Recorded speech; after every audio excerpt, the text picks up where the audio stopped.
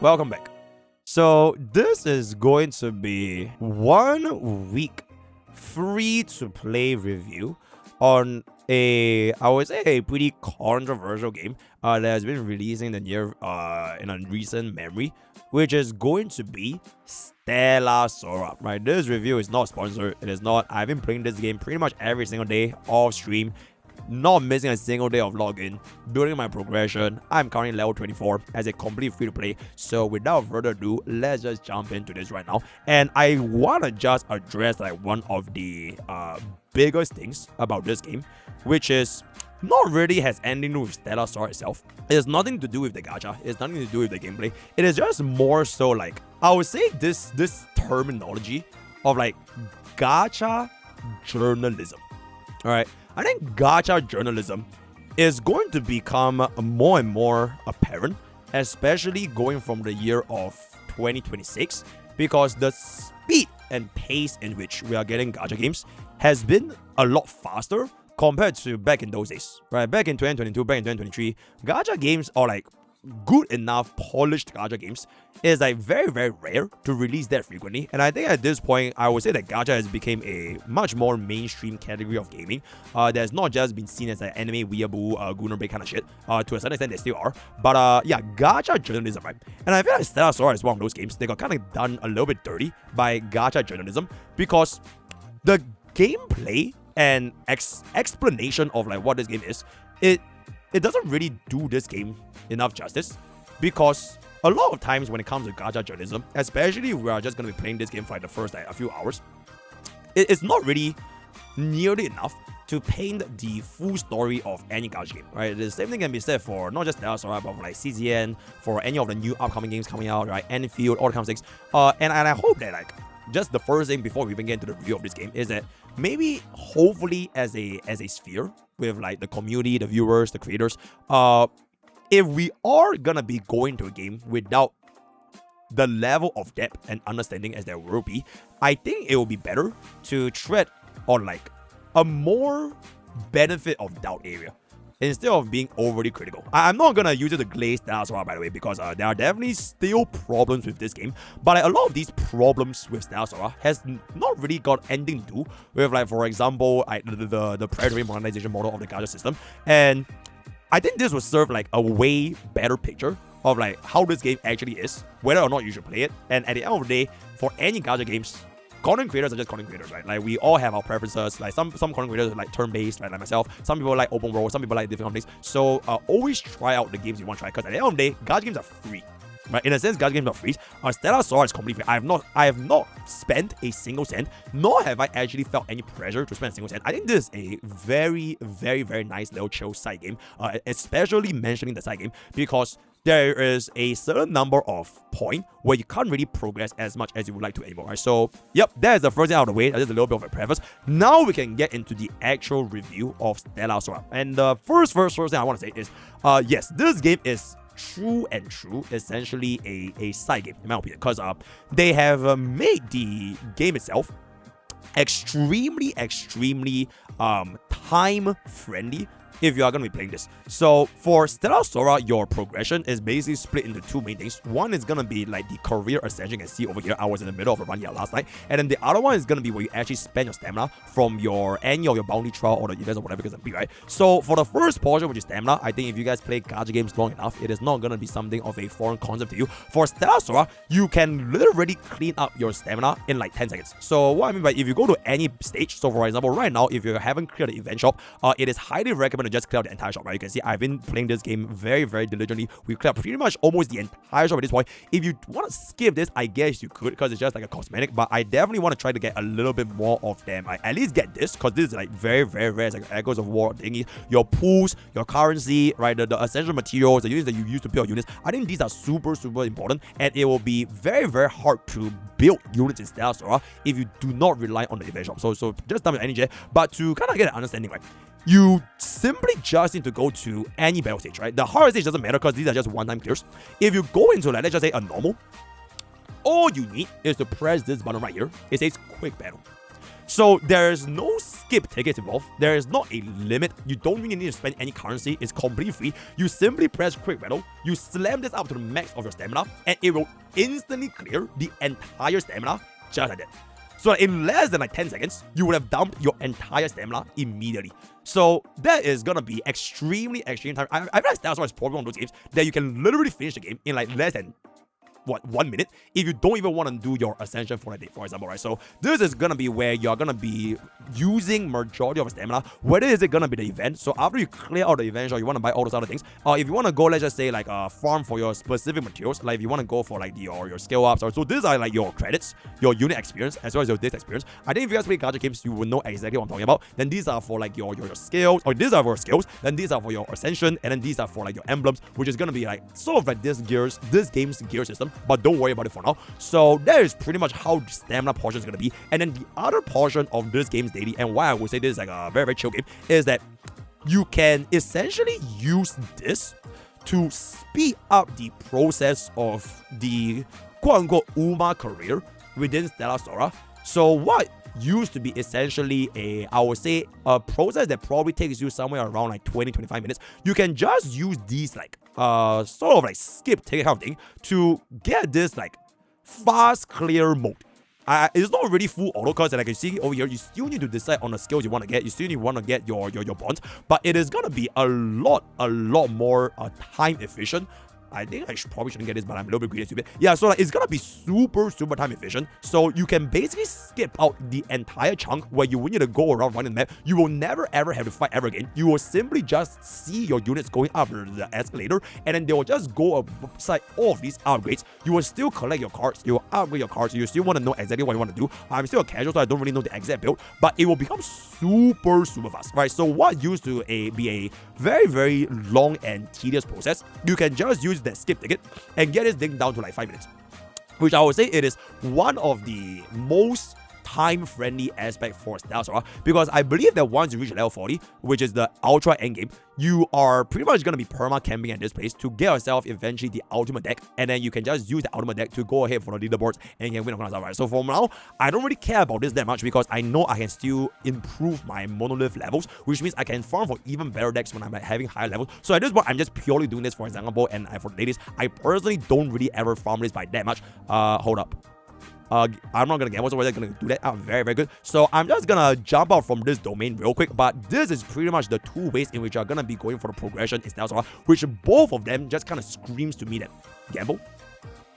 Fuck me. Both of them just kind of screams to me that it is a very side game coded. It is not really something that you want to do as like a main game kind of thing. You can see I'm already almost at close to level 20. I want to leave, but I can't really leave as well, because like the game doesn't really let me get to like the exit screen as easily as I would like to. Give me 1 second over here. You either help me crop this part out. Okay, yeah, let me leave temporary. Okay, let me just go. Okay, so that is basically how you would go about spending or rather improving your units as well as the team building, right? Then outside from those things, which is how you upgrade, you will then go into this game's end game content loop. So these 4 little icons here, it is where the remainder of the gameplay is going to be. And frankly speaking, they are all like very chill. So Proving Ground is essentially this game's version of Echoes of War. I'm not sure what's the equivalent of Echoes of War, but like the little tokens that is basically 3 times a week. It's basically a weekly. I think you have the same thing from like CZN. So once you do it 3 times a week, you can't really do anymore. Then you have to wait for the next week. Then you can only do 3 attempts for the entire run. So it's just like a single boss battle. And I would say that for these particular boss battles, it is actually not too easy. And you definitely need to be a little bit mindful, like when you use your dodge, when you use your skill, getting the right element and all that kind of stuff. Difficulty 2 is really a lot more difficult compared to difficulty 1. So just be a little bit more mentally prepared. Then aside from your then Mayonnaise Arena, it is sort of like a one-time clear tower. All these, I don't think they actually refresh to my knowledge. So you basically just go ahead and clear as high as you can. It is always open. You don't really have to worry about it. And then once you clear this, you wouldn't really have to worry about this anymore. So the replayability for this is not going to be that high.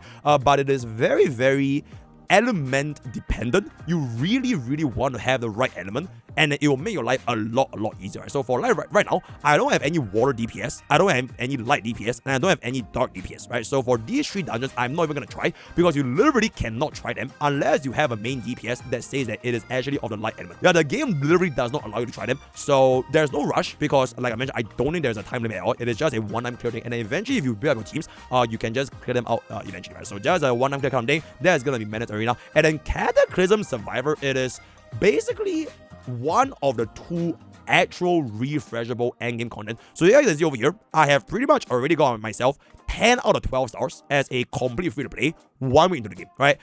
We are gonna be using these 2 main teams, and then we are gonna be clearing out the entire of these 2 other difficulties, which is, okay, I haven't cleared this because I don't have any water down, so it's like a little bit sus. But these are like your Forgotten Hall, where it's a one-time clear.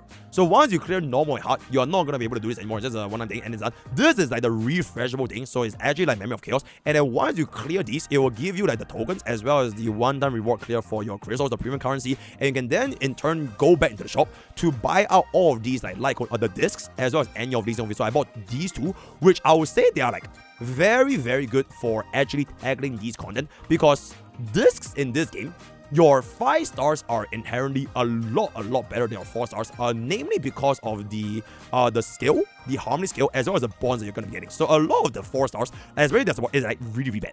So if you do get yourself these 5 stars, it will be highly recommended just to run them with the right main DPS, and then you can see where it goes from there. So that is pretty much it for like the one end content. So yeah, it is just this one wave and then this one wave, and you can deal with it. And then the other end game content, which I would say is the actual endgame content, it is gonna be this boss blitz, which yes, it does have a leaderboard. So for this particular leaderboard, it has the there's the rewards over here, but the only highest ranking reward is top 10%, which I think is probably very manageable, especially if you have been playing this game since day 1 and you're level 40. I don't think you should face too much difficulties, even as a free play, to hit top 10, because I've been only playing this game for 1 week, and I'm like, I would say out of 43k is not too shabby, right? Considering that we are like barely even there in the number of stars, because everyone else that's at the top rankings, they are essentially competing for like the absolute highest of the highest of highest. For these 2 bosses specifically, it is sort of like a single target boss, and you want to really be aware of like their mechanics. So I'm just gonna be going in for like a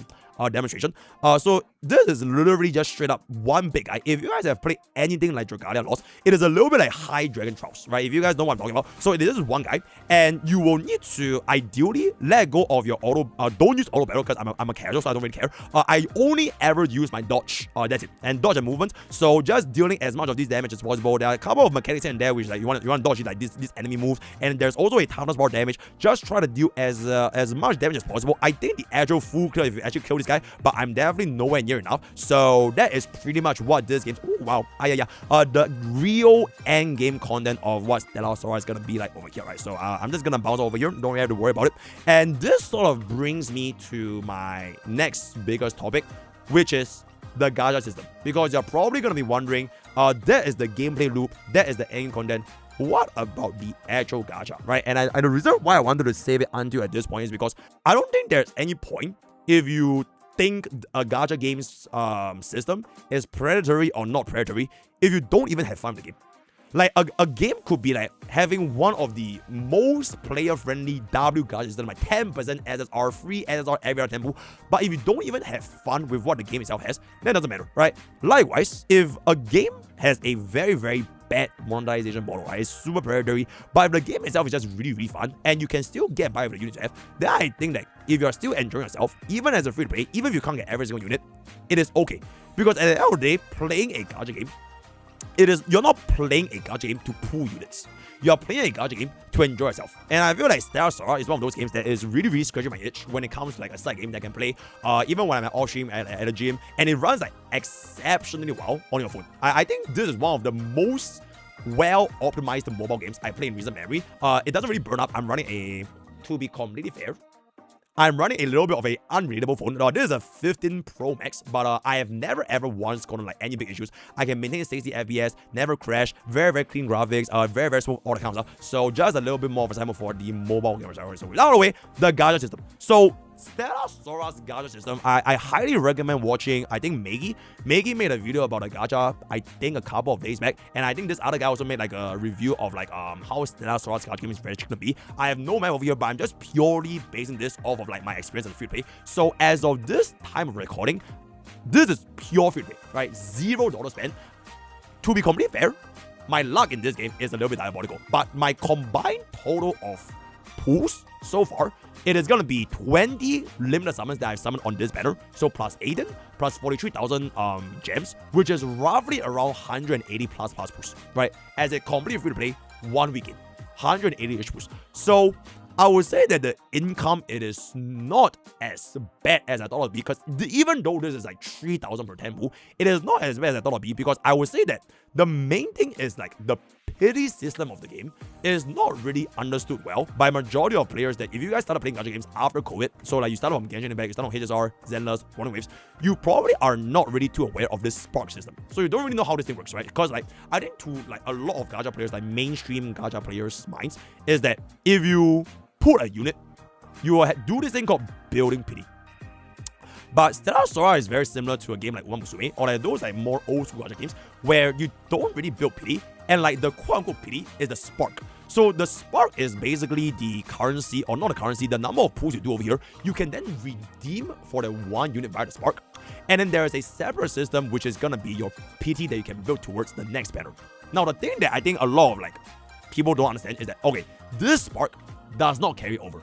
Therefore, it is a very, very bad system, because if you spend any pools here and you didn't spend 120 pools, you only spend like 80 pools, 90 pools, and you didn't get, let's just say, Nazuka, this spark will be completely wasted.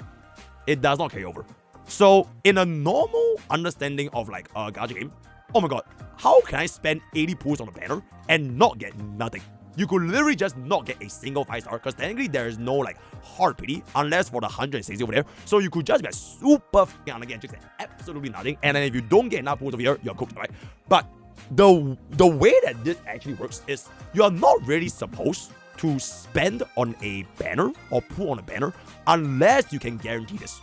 That is the biggest difference, because if you can in fact guarantee this, your built-in game pity, which is this thing over here, the cumulative summons over here, this does carry forward, and it is a separate pity from the spark. So you basically guarantee yourself the SSR, the rate up SSR, in 120 pools guaranteed. And if you do manage to hit 120 pools by the next banner, so the one after Nazuka, whatever it's gonna be, this pity carries forward. So by the next banner, you will only need, so in this case, let's just say this is 159, right? If I spend another 110 pools, so I'll be 49, right? So this is gonna be 49. So in your next 49 summons on the next banner, you will be guaranteed that rate up. So to put it into layman's terms, in 160 pools, if your first 120 can be used for the rate up, your next 40 on the next rate up, you would have gotten the 2 rate up banners across 160 pools, which I would say it is a lot better compared to, let's just say, if you were to spend a hard pity on any of the mainstream gacha titles, which only guarantees you 1 copy, right? And then on top of that, this game has a 2% rate of SSR, so you inherently will get a little bit more off chances of getting them standard characters. But that's not the main thing, right? Because if the main thing is you only want the rate up, at the end of the day, it's gonna be a gamble, but you shouldn't be dumping into this banner purely just to build pity, and you cannot hit this. So very, very similar example I can think of is basically Uma Musume. You should never be putting on a Uma Musume unit banner or even the support card banner unless you can at least get that 1 copy when you hit 200 of the spark points. Because other than that, you do not build any pity Uma Musume. It is just completely wasted. It is completely worthless. You should only commit when you know for a fact you want to go, right? So the prices, the income, I think I'll just, the Maggie shake and editor, you can just slap over there.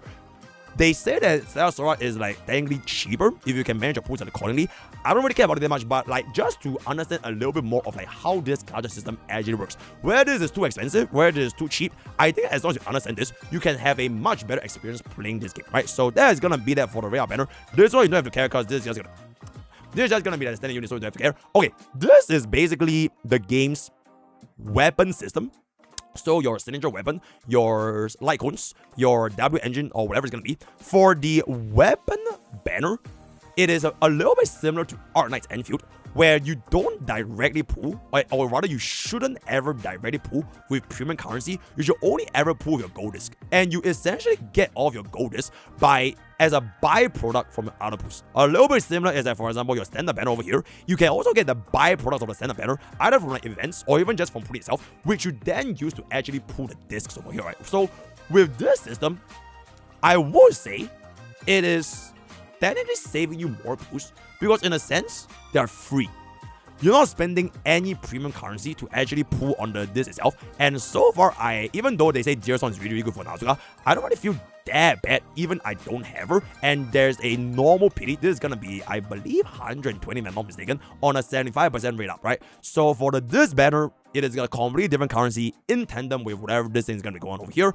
And I personally have not gotten any 5-star disc because this game gives you a lot of I would say pretty decent alternatives to the 5-star. Right? So for example, like I showed you guys just now from the Ascension, you can essentially get yourself the 5-star disc from the shop over here, and I would say that these are pretty decent enough quality. And if you were to get a battle pass, it also this is just for like the light spenders. If you want to get a battle pass, it also gives you the 5-star disc. And if you were to get yourself all these events, like for example right now the event, it also gives you another 5-star disc. Whether or not they are gonna be the same quality as for example the actual SSR, it is definitely not, but it is a pretty decent alternative to the point where I don't really feel that uncomfortable even though I don't have a 5-star SSR. So this I would say it is kind of okay, unless I'm guessing if you want to climb for like the top rankings, right? You want to top 1, top 10, top 100, which honestly just does nothing. So that is gonna be pretty much it for the gacha. I'll let it you guys decide for yourselves if that is gonna be predatory or not predatory. But I just think that for me personally, as a 1-week free-to-play player,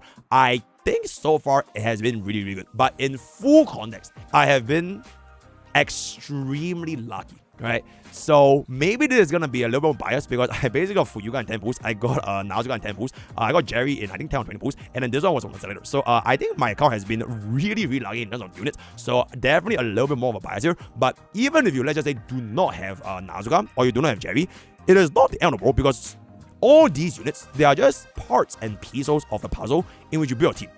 And that is kind of like my problem with Stella Sora, which is basically the resource management more so than the actual gacha itself. So we're going to be talking about it a little bit more towards the end. Other than that, I would say that Stella Sora is a game in which I am playing it like a tourist because I only use my auto skill, auto ultimate, I run around, and I press dodge sometimes in there. But if you do want to get into like deeper details of this game, there's also the option for you to choose. So there's like skill cancel animations. You can dodge cancel your attacks. You can go for your optimizations and at which corner, and you can use your skill rotations because you can time your skill and ultimate at the right time, like right before the boss break or not the boss break. And there are also different deck building processes. So for example, like for each of these different units, your trackers, you have a set of builds that are gonna be unique to one another, right? So sometimes there's this build 1, there's a build 2, and a couple of generic stuff, and then there's also support, which you probably wouldn't ever run it on the main DPS, but there are like ways that this game can become a lot more complex than you would expect. For me, I'm super tourist, right? So I'm literally just, okay, I think for a couple of builds, I've been researching a little bit for myself. For example, like Fuyuga, to my understanding, you basically have like a single target build, which is the Meow Meow Punch, right? Your Kitty Punch, this is more single target. And this one is more so for like AoE, right? So same thing for your Nazuka, your Leaves, right? So this thing, to my understanding, this is basically for your,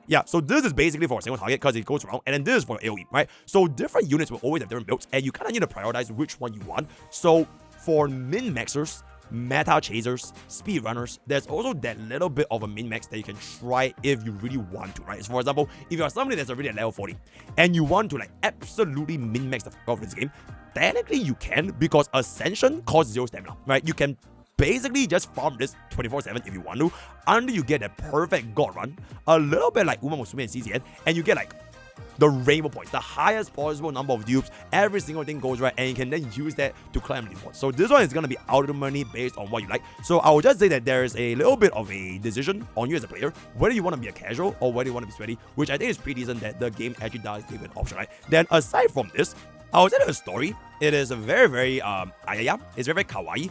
It is not a super deep story that is gonna be reading too long. It has a lot of like I would say like parasocialism, right? You have a lot of like fan service, your waifu, right? This is like your MC, which I think like personally I think this MC is like very well designed. Apparently like in the Stella Sora community, the female MC has the highest amount of fan arts than any of the 5 stars, which is kind of crazy, right? So this is like the I think the story building, the world, it is a little bit more like slice of life. It is not like, oh my god, it is like depression, everybody dies, and warriors. It is a very slice of life, and then you have like a lot of these like mini interactions. So for people that like want to have these kind of things with your units, I think this story and the overall vibes that this game has is definitely gonna be right up your alley. And I personally think that it is a very cute. Okay, for you guys like.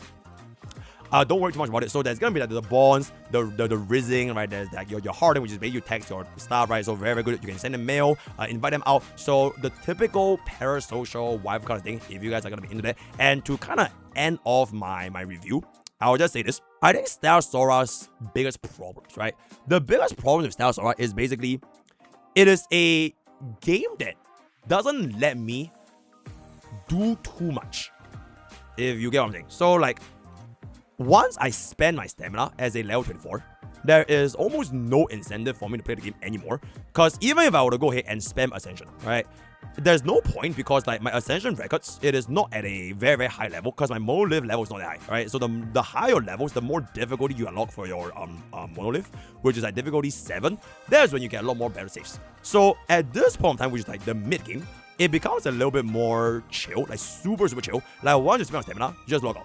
And it just bounce, right? And then for the end game, where you want to actually build your level 90 units to take them out against the endgame content, to my understanding, the economy for this game is a little bit scuffed because you definitely don't have enough resources, even as a whale, by the way, to raise everyone to the highest level 90. It is just not possible because it is very expensive to raise unit. So I'm not just talking about the levels, I'm talking about the skills. So every single one of these skills are also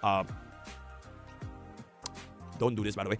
Every single one of these skills you can need a level, and these are going to be limited by your weekly materials, so it's going to be very expensive. So you also have this for your discs, which I would say discs themselves are also super not too cheap to raise, right? So do not waste any of these levels on like, let's just say like these kind of heroes, because most of these heroes, I'm just going to leave them level 50 and I'll be done, right? Then going into like level 80, level 90, that's when like it will take a lot of resources. So resource management in this game, it is like a lot more slow paced.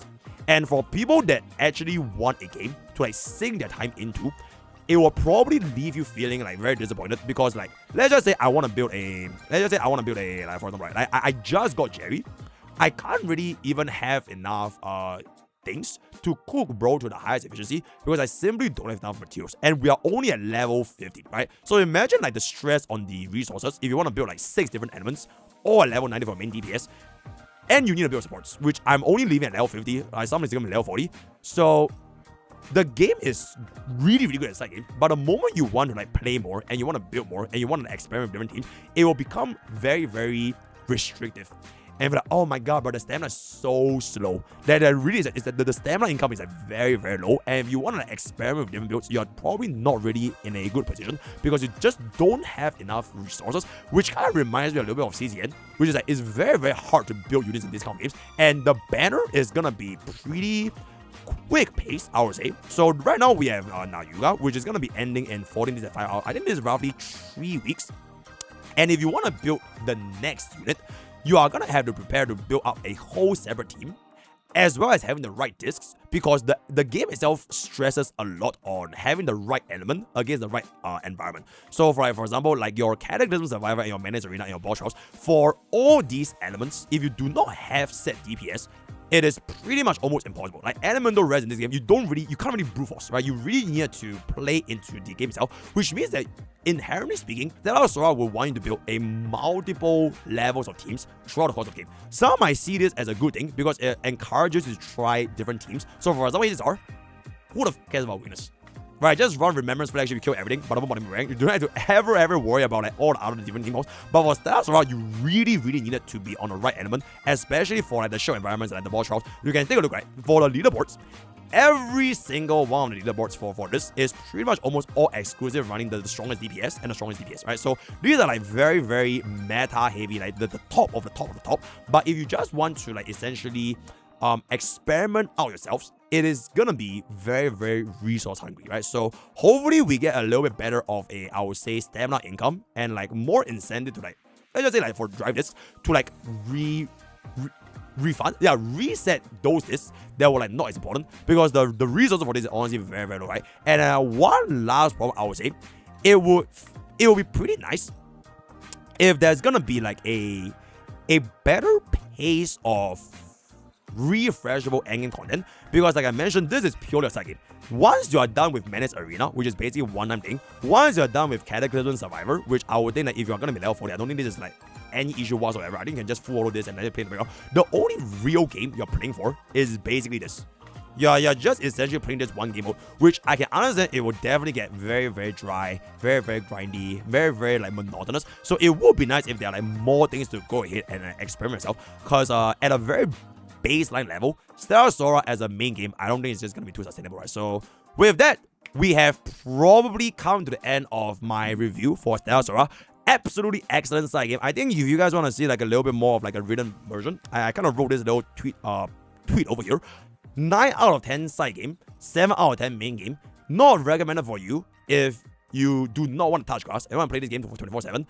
Very, very recommended if you can touch grass. You have other games to play, you have other things to do, you have a wife, you have kids. I think this game is honestly very, very chill, right? So let me know what you guys in the comments below after my 1 week experience with Stella Sora. Word of the day is gonna be apparently she's Join this, join the use code POKKE for 10% of gamer subs. All the best. Gacha Poos. See you guys next time. Bye.